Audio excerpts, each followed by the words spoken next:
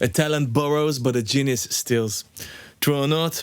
Let's look at 5 songs that borrowed heavily from others and still made a massive impact, sometimes even bigger than the originals they were influenced by.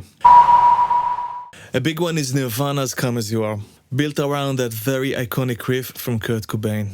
That riff resembles the post-punk track 80s by Killing Joke from 1984. It has a very similar rhythmic feel and contour.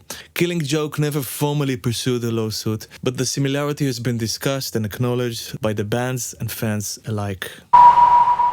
A more unusual example is Radiohead with Creep. Their breakthrough hit borrowed heavily from The Air That Breathe by the Hollies. When you listen side by side, the chord progression and certain melodic phrases feel very close. Eventually, the writers of the original songs were added to the credits of Creep. And then there's Bittersweet Symphony by The Verve. Unlike the other examples, this wasn't just inspiration.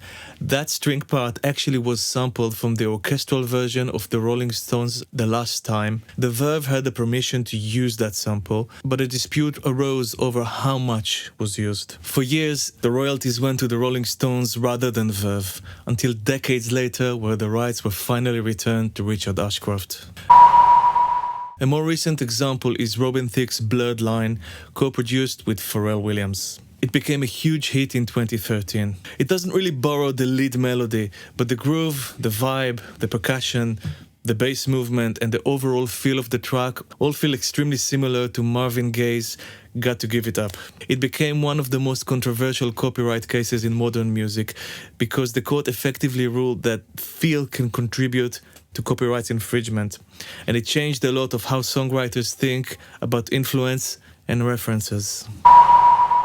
Another big one from around that time is Sam Smith with Stay With Me. It ended up sounding very close to Tom Petty's I Won't Back Down. The elements that made the songs similar were the chord movement, the melodic shape, and even parts of the vocal phrasing feel quite similar when you listen closely. Rather than a long legal battle, it was settled amicably, and Tom Petty and producer Jeff Lynne received songwriting credits. So what does it tell you? Songwriting is storytelling at its core, and storytelling always comes from somewhere else. So where do you draw the line between inspiration, influence, and copying? As always, I'd love to know your thoughts, and which examples did I forget to include in this video? Let me know in the comments. Thank you very much.